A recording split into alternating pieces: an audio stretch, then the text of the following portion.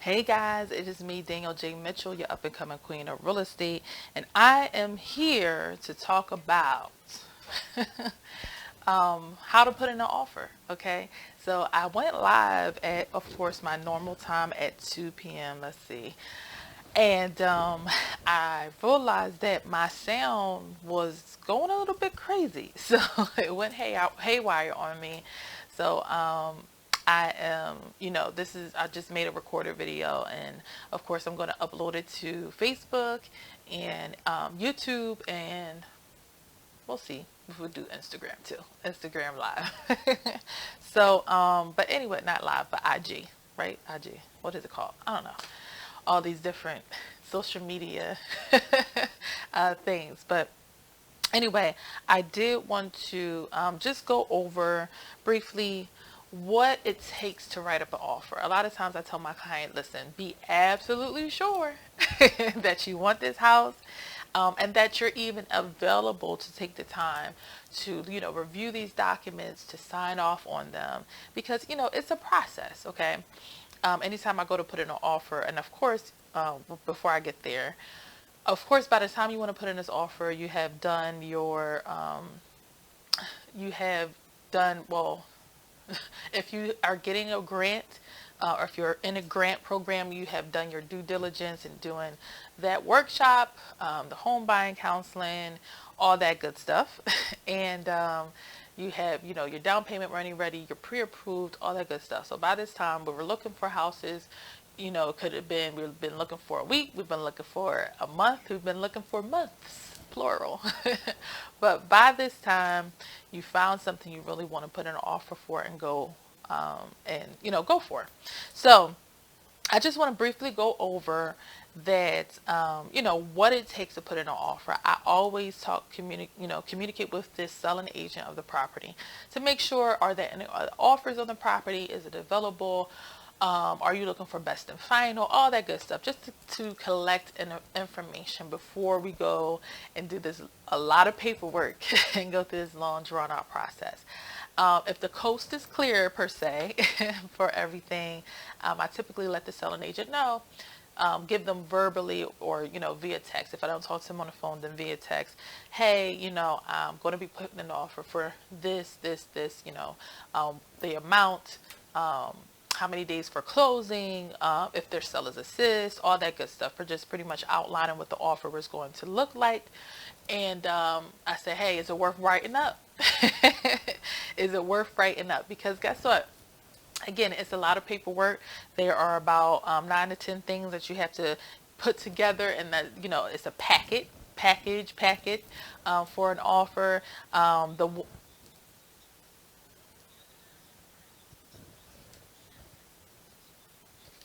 Oh, my phone is talking to me, guys. Sorry about that.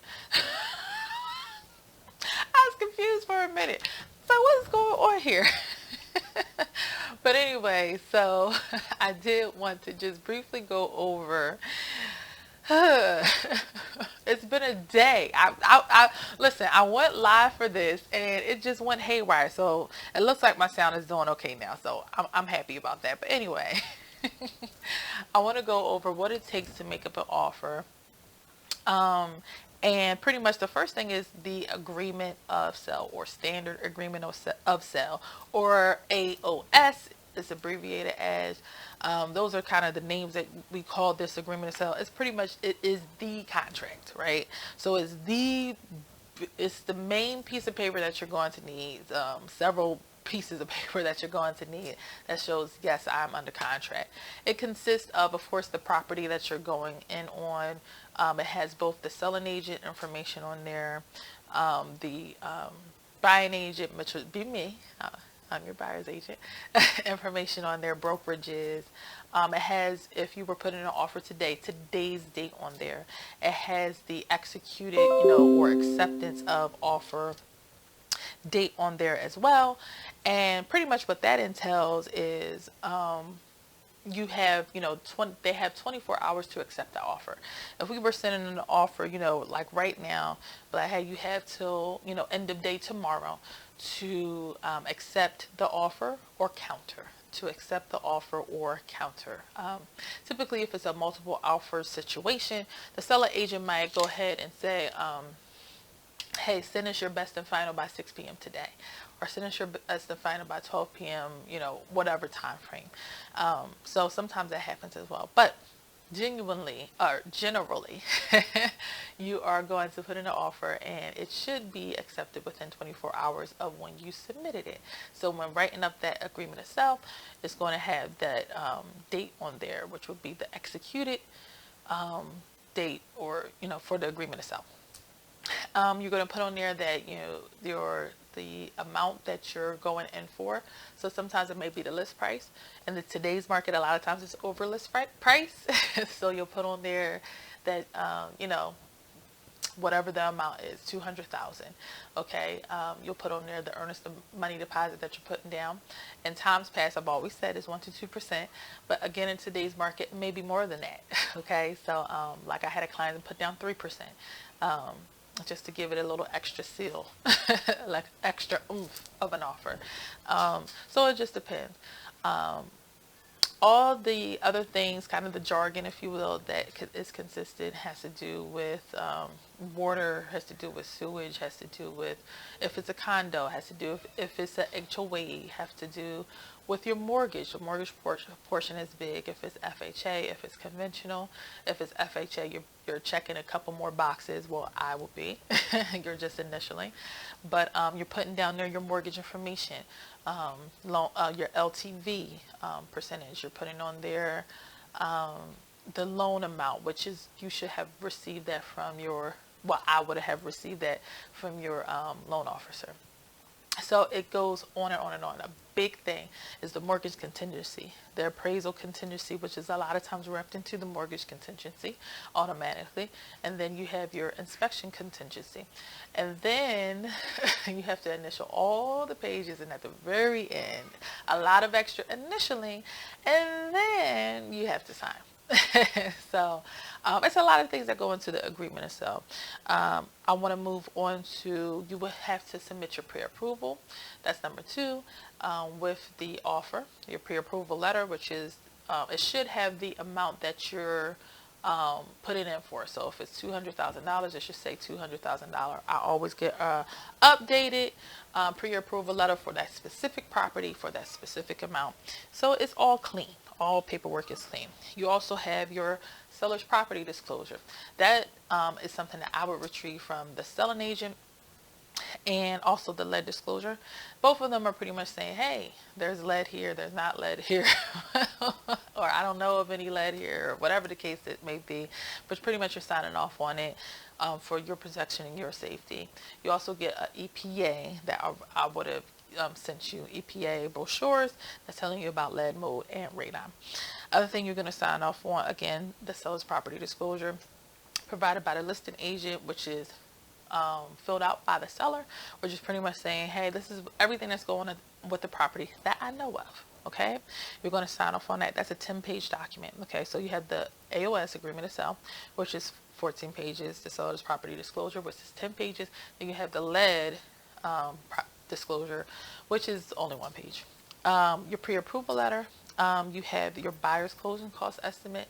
It's something that I have to give you, I have to produce just to give you a roundabout. Of course, the one that comes from the mortgage company is more accurate than the one I'm sending, but it is a part of the process that I have to give you some form of a closing cost estimate on record. You have your MLS listing that I had to submit with it, your tax records, and you have the title company as well, that I usually submit whatever title company we'll be using. Typically you use the title company of the buyer.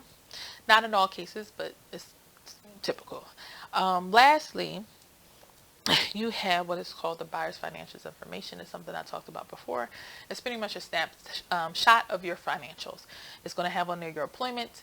It's going to have on there whatever savings accounts you have, whatever assets, whatever liabilities, any income, Social Security, disability, alimony, all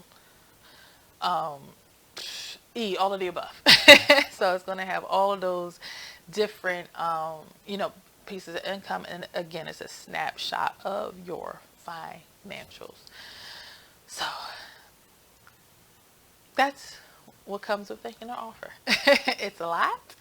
And paperwork to sign, to number one, pull together for me as the realtor, for you, the buyer, to be sure to sign off on, especially that inspection part.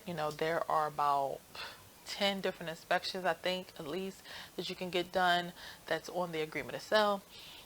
So I always, try to let my clients know, okay, here's what's the typical, the most effective, the popular ones that you want to get done, and all that stuff.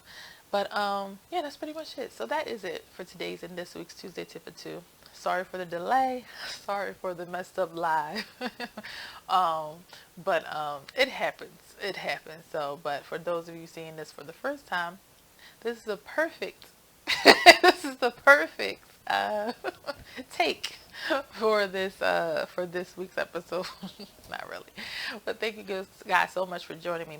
Again, listen, if you want to have a virtual consultation with me, you can do that and sign up at bit.ly / DJM consult, CONSULT. All right, and we can talk about your real estate dreams, goals, and aspirations, and see how I can help you on your home buying journey or home selling journey. I'm able to do both. So thank you guys again so much for joining me. And remember, there's no place like home. There's no place like home buying. And I will see you guys next time.